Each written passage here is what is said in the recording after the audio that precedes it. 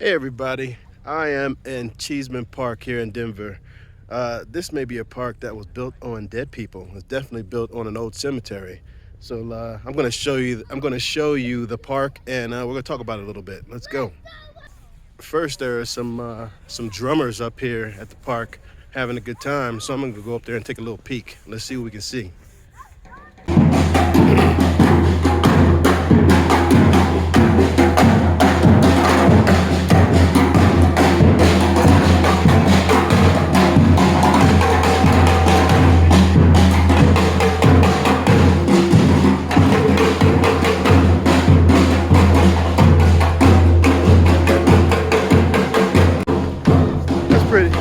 It's pretty cool to hear some drums here.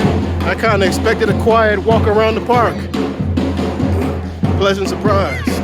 So, Cheesman Park is 80 acres. And I thought I'd come by here because this is a park I haven't walked around yet. I've walked around a lot of parks here in Denver. They have a lot of them and they're beautiful. But what's significant about this park is that in the mid 1800s, this used to be a cemetery. It was a cemetery, I think it was called Prospect Cemetery, and then it turned to Denver City Cemetery. And it had what they call, I guess, vagrants and criminals and things like that buried. This was federal land, and the cemetery was on federal land. So Denver asked Congress if they can convert the cemetery to a park. I guess, cemetery for criminals wasn't, didn't really mean much. Lots of doggies, lots of animals. You know, they have 57 species of trees in this park too. So they gave 90 days to the family, friends, and relatives of these people who were buried in the cemetery.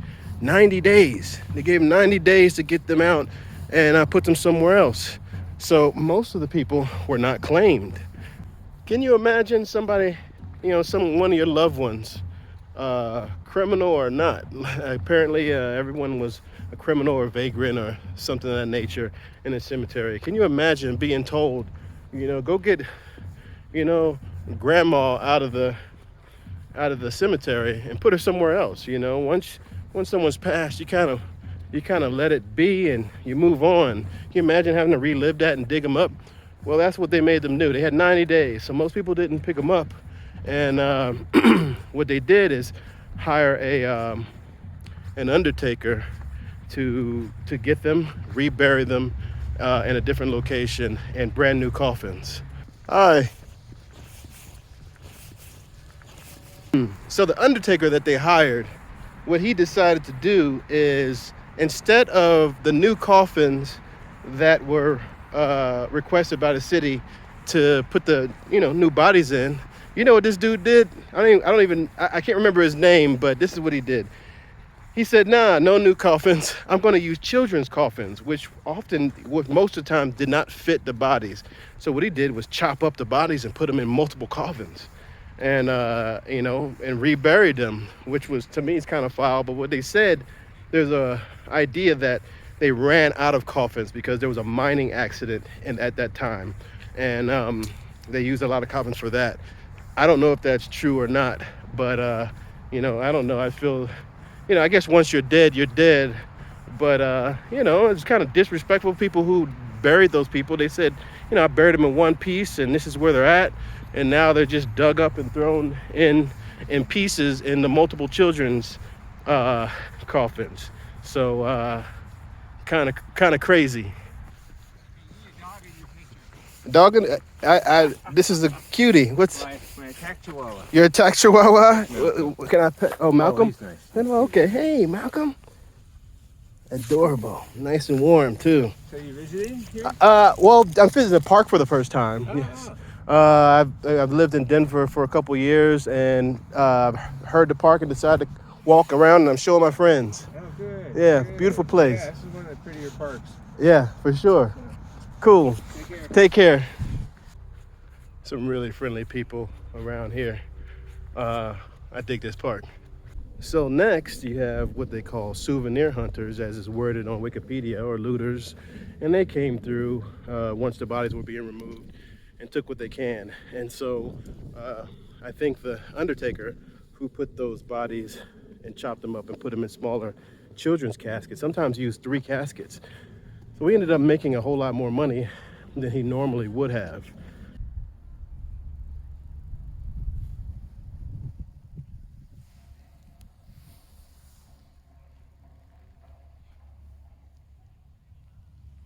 This all took place in 1893, and by this time, journalists got a hold of this story and found out what was going on with this city contract to the undertaker who was using all these children's coffins to put, adult bodies in.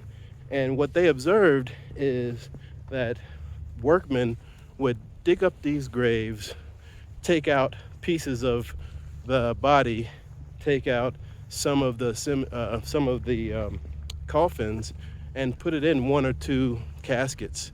The third one, someone would ask, what's that for? And work person would shrug their shoulders, throw some dirt in it, and close it up. So they put this out in the newspaper, and people were upset about it, of course. So in the park, you can ride your bike, bring your dogs, have a picnic. You can see have little benches here, and it's a beautiful neighborhood that surrounds it. But they have a little bike trail, and they have a little hill right there that you can kind of hop over if you're good enough or want to give it a try.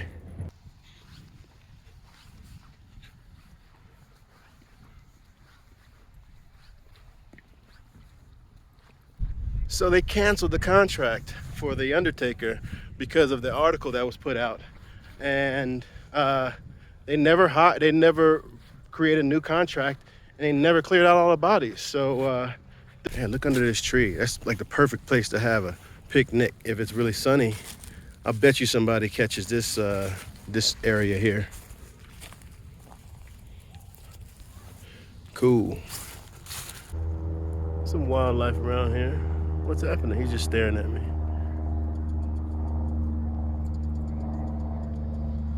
All right, see you later, buddy. What a good view they have of the cemetery park. I bet you that costs a couple dollars to live in. Huh. I think I'm gonna cut across this field, take a little peek, and tell you the last part of this story. So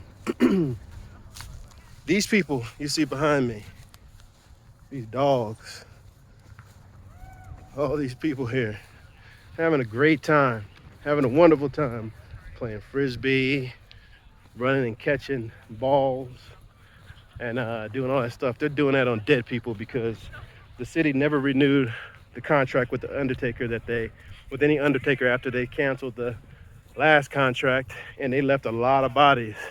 They kind of dissed the memory of all those people and their families, and it's a beautiful park, but built on top of dead people. So there's remnants of the cemetery somewhere around here. I don't know where, but the cemetery was pretty diverse. It had separate parts to it that had a part for Chinese, for the Oddfellows, Masons, all kinds of organizations and religions, Catholics, Jewish, and they're still under the ground, a good part of them. So take a good look, and if you come visit, have a good time, but remember the story of how Cheesman Park came about. I love you guys, and have a good day. Hope you enjoyed the video.